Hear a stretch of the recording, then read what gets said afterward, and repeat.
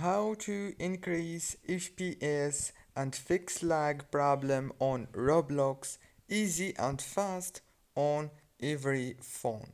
So all what you have to do is simple. Just go to the top corner and click on Roblox logo until you find this window right here, and then click on settings.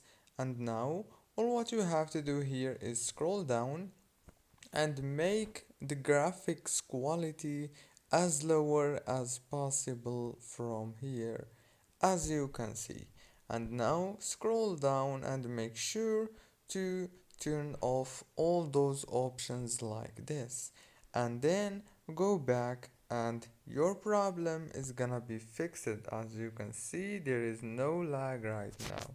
So yeah, don't forget to like, subscribe, and thank you so much for watching this video until the very end. See you later.